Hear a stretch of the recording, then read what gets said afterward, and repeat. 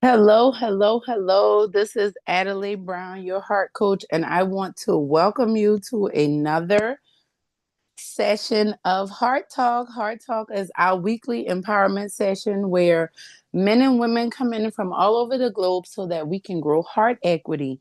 Heart equity, we define as personal, relational, and financial wealth that we obtain through authentic living.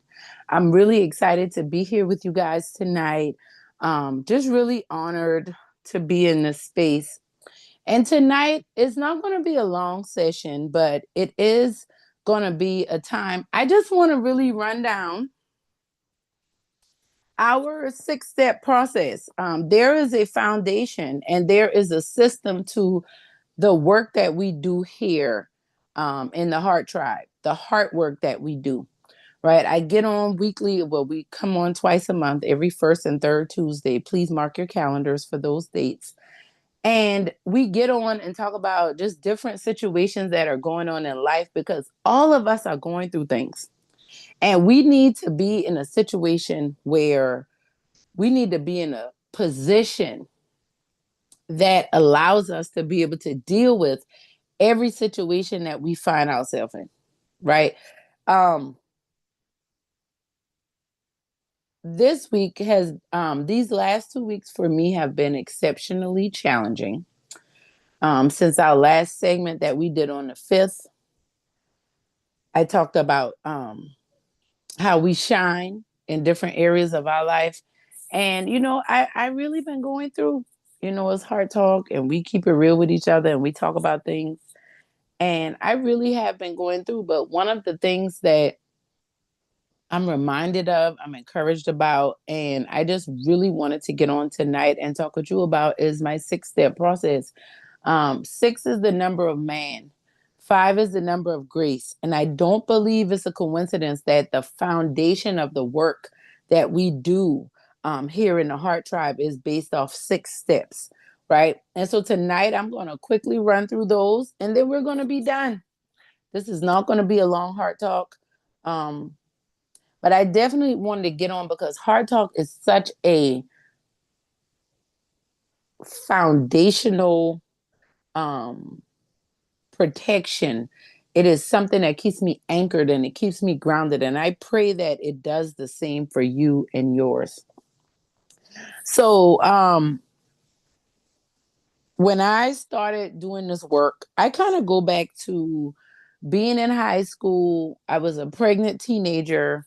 I was absolutely in love with my boyfriend at the time, and who was also my child's father. And we went through a lot together. And I used to tell a story in a way that really made me to be the victim and he was the aggressor. He was the villain, right? And as I've gotten older, I realized that both of us were young children. As a mother now, I have children. All three of my four children are older than I was when I had my first child.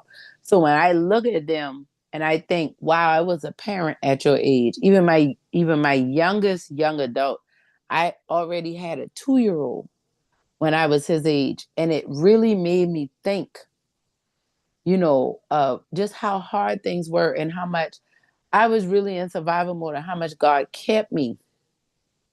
And I believe that the Lord was working on me with these 6 steps even back then.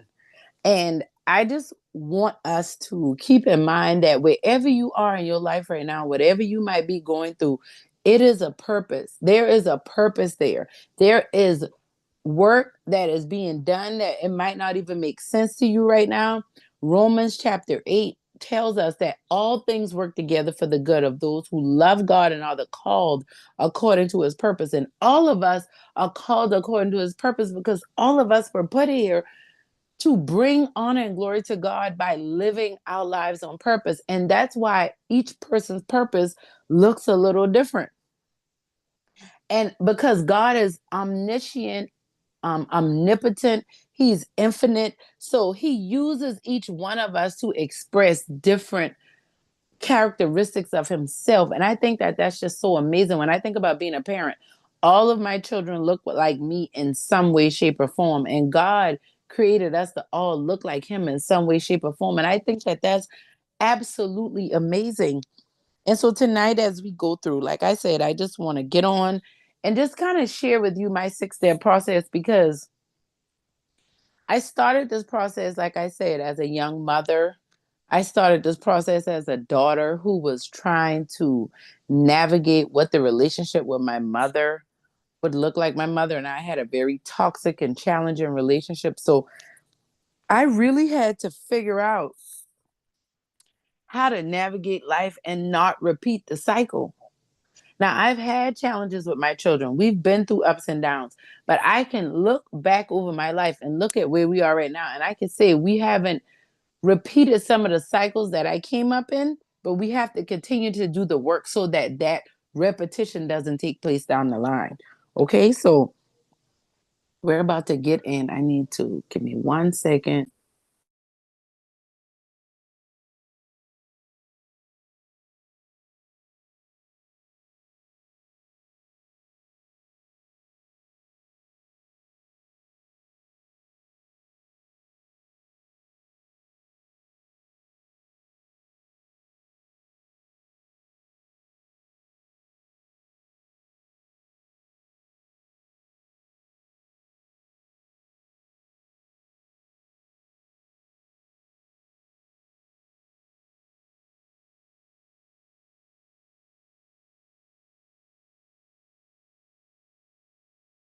Okay, so all right, I'm back. We are ready to go. So now what we're going to do now is we're going to talk about soul surgery, the divine heart transplant process.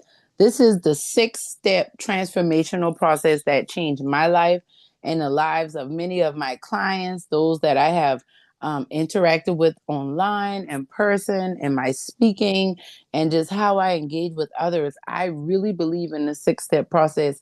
It has changed my life. These are the steps that I walked through as the Lord restored my relationship with my mother, my relationship with my father, has just helped me learn to love and care for myself more. And I just want to share these with you tonight. If you've been around for a while, then you've heard this before, but I can promise you it's still a blessing and it's worth you hearing again. So, the first step in the soul surgery, divine heart transplant process is connection. To connection, to make a connection is to make a notable link. And if you're going to make any change or have any type of breakthrough in your life, then one thing you're going to have to do is make a connection with God. For me, it is Jesus Christ, Yeshua HaMashiach, um, the Son of God, right? Um, the wheel in the middle of the wheel, the rose of Sharon. There's so many names. Prince of Peace, Wonderful Counselor. So many things that they call him.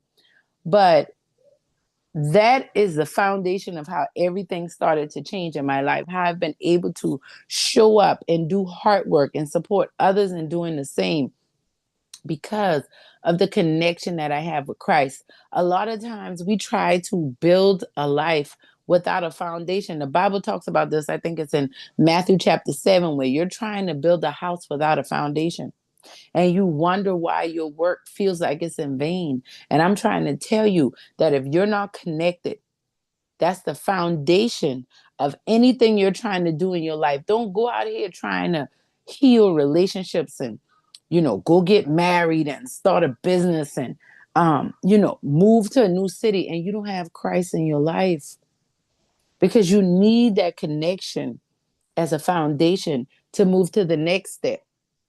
I talk a lot about healing and emotional wellness and emotional intelligence and mental wellness and mental intelligence. And in order for us to really walk in emotional health and wellness and intelligence, we have to have that connection.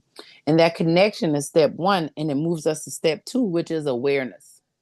Awareness is having a realization about what's going on around you, right? I usually use awareness as it's like I give the example to my real estate clients. I say, I will talk to clients and say, I just got so many bills and so much is going on in my life and I can't save any money to buy my house. And I hear that and I say, okay. And then we start looking at their budget and their finances. And I noticed that every pay period, they spend $200 on new shoes. And so awareness would be me bringing to their attention, like, did you realize that every pay period you're spending $200 on shoes? And maybe, do you think that maybe it's not that you can't save, but maybe it is that you are spending money unnecessarily? That's awareness in that example. Awareness would be, wow, it's not that I can't save. I'm not saving because I buy shoes every time I get paid. That's awareness. That's step 2. Acceptance, which is step 3, is saying, wow, I realize that it's not that. Well, step 1 is, wow, I spend $200 every time I get paid to buy shoes. And I didn't realize I was doing that. That's awareness. Acceptance is, oh, it's not that I'm just so bad with my money and I can't save. I am spending $200 every pay period on shoes. And I'm doing it because when I buy these new shoes, it makes me feel better about myself and I'm more confident. But that's really the reason why I can't save. It's not that I can't save. I'm choosing not to save because I'm trying to fill a void that I have by buying these shoes. And I'm not really dealing with the real issue of feeling insecure and feeling inadequate. So I feel like if I buy these fancy shoes, it's going to make me feel better. That's acceptance. That's step number 3. It's reality. It's real. It is just, you're finally starting to tell yourself the truth. You're not blaming other people. You're not projecting your issues onto others. You are acknowledging that, hey, acceptance is acknowledgement. Awareness is just, wow, I see it. But when you accept something, you're acknowledging that that's what it is, right? Now, when we get to step 4, is forgiveness, because I believe that after connection, awareness, acceptance, you have to forgive. You have to forgive yourself. You have to forgive the others who have hurt you or offended you or let you down or turned their back on you. You have to do those things. Forgiveness is not for the other person, it's for you. When you choose not to forgive someone, it is the equivalent of saying you're going to drink poison, expecting that poison to poison the person that you wanted to poison. But really, it's poisoning you. And a lot of times we think forgiveness means that we're letting someone off the hook. No, forgiveness means that I'm giving myself another opportunity to deal with this disappointment in a better way that can better serve me so that I can make a better decision, which is step 5. Decision. 5 is the number of grace. And I believe that the Lord gives us grace in the decisions that we make. We want to choose wisely and we want to be intentional about forgiveness, because I believe that, and from what I read in the Bible, forgiveness, where your heart is with forgiveness, really determines whether you're going to heaven or hell. I don't care how many soup kitchens you got. I don't care how many homeless you feed. I don't care how many backpacks you fill up for back to school. I don't care about how many foster kids you let in your house. If you have unforgiveness in your heart, from what I've read, that's a recipe to go to hell. So we have to forgive, and then we have to make a decision about how we're going to move forward in our lives. Because if we want to live a productive life, an effective life, we want to make decisions that support that. We want to consistently make those decisions. And a decision isn't a choice. A choice means you can kind of vacillate back and forth between what you want and what you don't want. Like, you have options. A decision means you cut off all other options. Decide, size, excision, cut. You cut off all other options to make that decision. And then after you make that decision, step 6, you take action. And it's a continuous cycle. 6 is the number of man. And I don't think it's a coincidence that God gave me a process that 5 is decision. So you make that decision in grace. But in your humanity, you got to take action. Because some of us, especially those of us who know the Lord and love the Lord, sometimes we get hyper spiritual and we try to get so spiritual that we forget that we got to put our work with our faith. That's what James talks about. You tell me you got faith, but I'll see your faith by the works that you do. Are you living by faith? Are you working and walking by faith? That's the decision, that's the taking action that you need to do.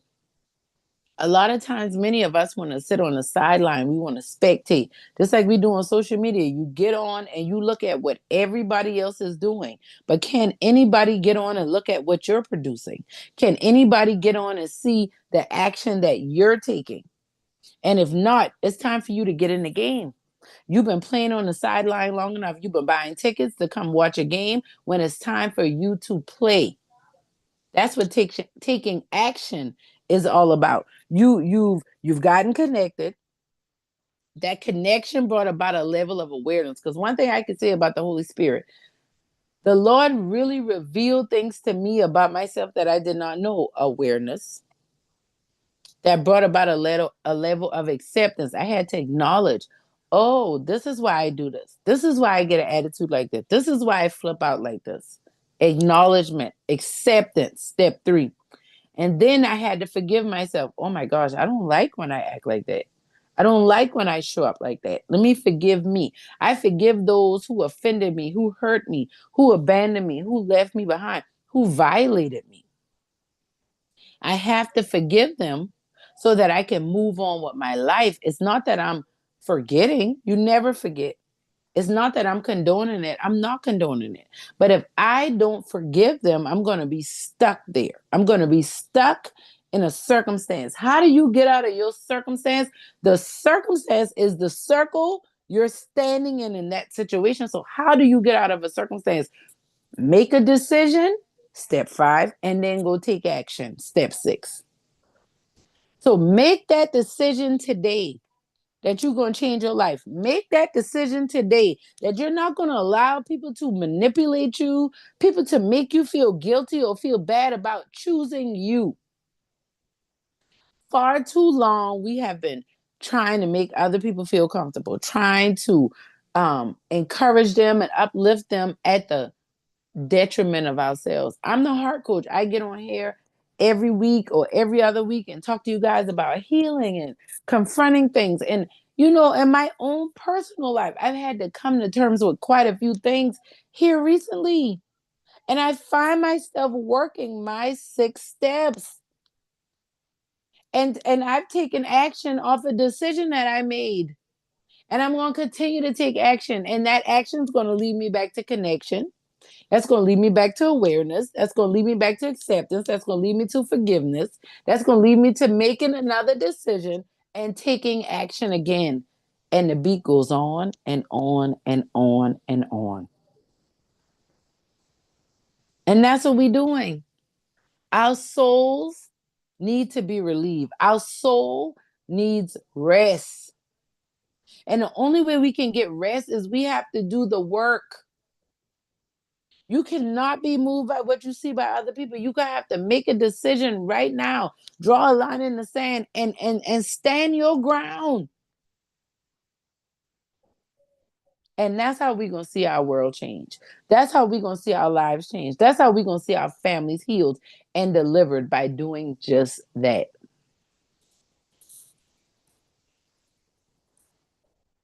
The 6-step divine heart transplant process is consistent. My mom helped me with this. And then we use this process to help heal and restore our relationship. And I want that for you. So if you need help with this or you need guidance, I have written a book about it. Literally, I've written a book. Okay. You can go on my website, adelaibrown.com, or you can go on Amazon and you can get a copy of the book there. Help Save Me from My Broken Heart, Your Journey to Living and Loving Again. And it is just that. It is your journey to living and loving again. And for some of us, living and loving for the very first time. And I'm thankful for y'all. I love y'all. Um, I'm thankful to have y'all in my life. I'm just honored to be here and to be in this heart tribe and to be doing heart work with you.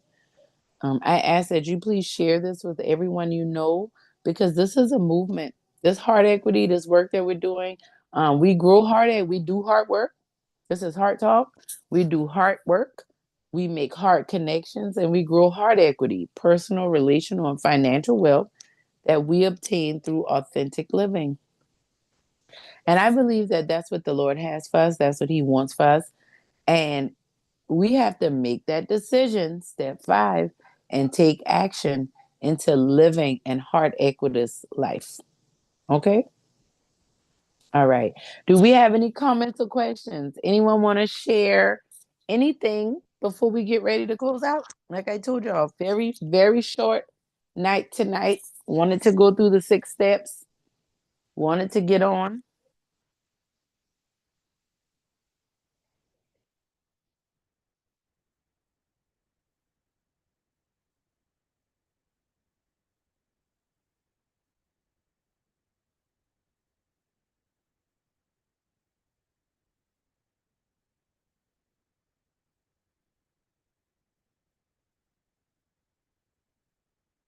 Works and faith explain that more. Okay, so I just saw a message. So, works and faith explain that more. So James, I think it's James chapter 2 or James chapter 3. It talks about you tell me you have faith, but I'll see your faith by your works. And Hebrews chapter 11, verse 6 says, faith without works, for without faith, it's impossible to please God. That's what Hebrews chapter 6 says, 11 and 6. And I think that many of us say that we're doing the work of the Lord, but we do what's convenient. I believe that when God calls us to walk by faith, faith is the evidence of things we hope for. The faith is the evidence of things hoped for. What is it? Faith is the, let me pull it up. It's like the evidence of things hoped for, the confidence of things not seen. I'm not saying that completely right, but so when you have faith in something, you're believing in something that you haven't physically seen, but you can see in your vision. That's why the Bible tells us without vision, a people perish. So when we talk about faith without works, if you have faith that the Lord is going to work your situation out, then your works, meaning the actions that you take every day, the words that you're speaking out of your mouth, all of that should be aligned with the faith that you have of this future outcome. So if I believe that the Lord is going to work my situation out. So I had a situation before. Let's say I believe that the Lord is going to work my situation. I know somebody that had a circumstance and they wanted to have a baby and they wanted to get pregnant. And so their faith was, I see myself with a child. I have faith and I believe that I'm a mother and a father and we see ourselves with children. And so I have faith. So what did the works look like? I remember specifically, I had a coworker one time that the Lord was, they were believing God for a child. And I remember I was praying and believing God with them. And I went home and I was praying. And one day I felt like the Lord spoke to me and told me to tell them to prepare the nursery. If they believe that God is going to do this thing, don't wait to be pregnant to prepare the nursery. Go ahead and prepare the nursery right now. Because when you prepare that nursery, what you're telling God is, I believe that you are going to give me this baby. My baby's going to be healthy. I'm going to have a healthy pregnancy. And I believe that so much. I'm going to go ahead and start putting together this nursery right now. And I remember at first she looked at me and thought I was crazy. And then she had an office space in her house that would have been the children's room if she had a baby. And she started converting that space into a nursery. And I don't want to lie to y'all because it was many, many years ago. But I really think that in the process of her preparing the office and turning it into a nursery, what happened was she ended up getting pregnant. And then she had a baby, and then she had another baby after that. And so when we talk about faith and works, it means that if you're believing that something is going to happen, if you're believing that God has heard your prayers and he's going to answer your prayers, so what is the next step? If God had already worked it out, what would be the next thing that you're going to do? That's your works. If you're believing God that you're going to get a certain job, a certain position, go ahead and put the application in. Right? Different people are moved. We all have a different level and a different measure of faith. So you can't move by somebody else's level or measure of faith, but you got to do what's in front of you at that time. For her, it was preparing a nursery before she even found out she was pregnant. For somebody else, it might mean, let me go ahead and buy my doctor's white coat, even though I haven't gotten accepted into med school yet. For somebody else, it might be, let me go ahead and buy my dress because I know I'm about to get married. Whatever your faith decision is, your faith is, I believe, even more activated by the works that you do because your works are showing God, I believe you've already worked the situation out. So let me go ahead and do the next thing that's in line with you working the situation out. Does that help? Does that help with that explanation? I hope it does. Okay, great, great, great. And I believe that that's really what our faith is all about. It is not about trying to be perfect and trying to get it right all the time. It is about working out. And that Bible also talks about how we have to work out our salvation through fear and trembling. So the Lord knows that living a faith-filled life, living a life after Jesus Christ is not always the easiest thing to do. It's not always the most exciting. It's not always, you're not operating in your physical confidence. And this is when you hear the Bible talk about how we have to die to self and die to flesh. My body, the physical skin right here is not bad. It's not. My body is a temple for the Spirit of the Lord to dwell in. But when we talk about the flesh are our humanly desires. Those desires that go against God, those desires that cause us to do things that are not aligned with the will of God for our lives.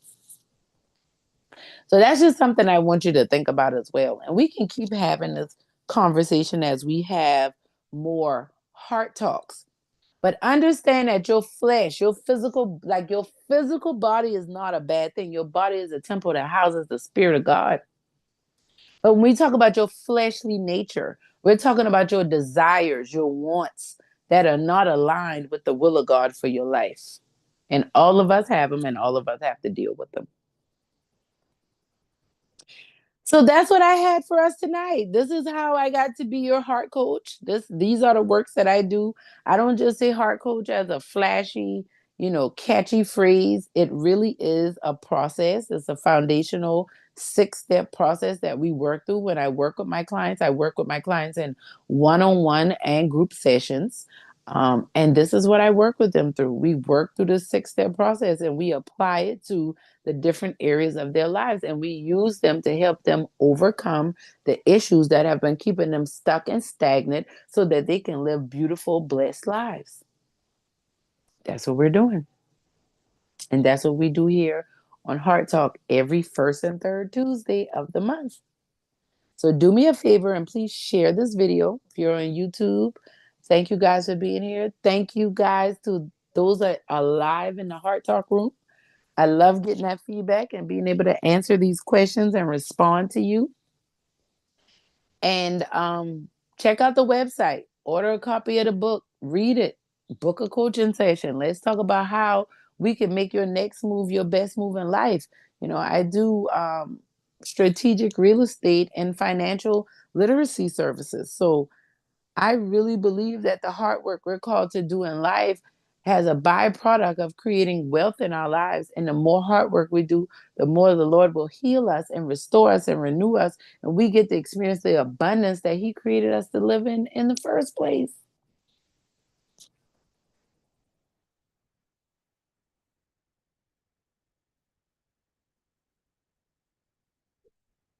So I thank God.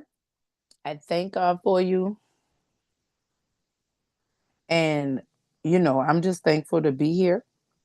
I look forward to it. There are a couple things going on in my life right now. Um, And I am just thankful to have this space. I'm thankful that we can get together on Tuesday evenings. We used to do Heart Talk every Monday. Now we do it on Tuesdays in the evenings. And that could change one day. I'm not quite sure, but one thing's for sure, we're going to keep doing Heart Talk. We're going to keep loving on each other. We're going to keep serving one another, and we're going to keep uplifting each other. All right. Do we have any questions or any other questions or comments?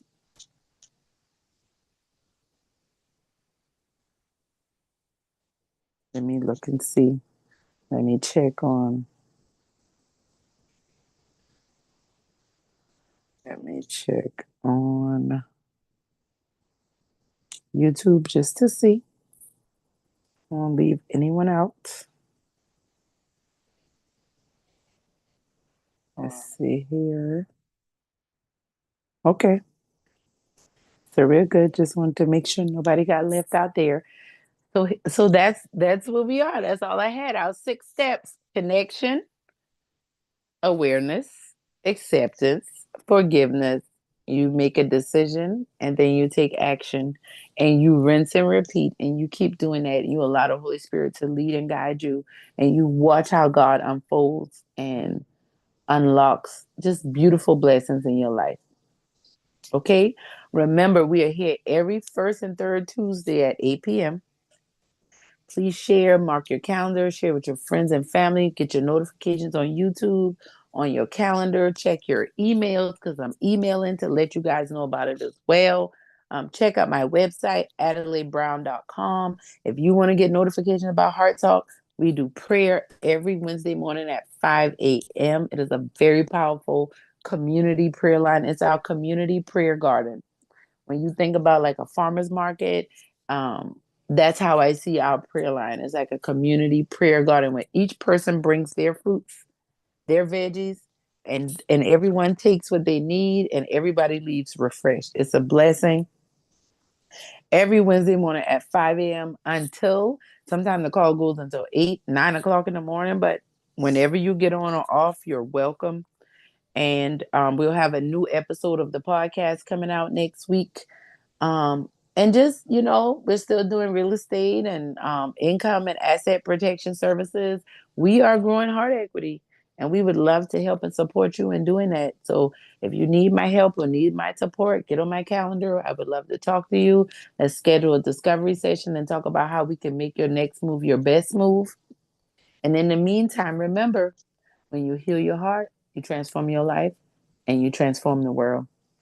I love y'all. This is Adelai Brown, your heart coach, signing out.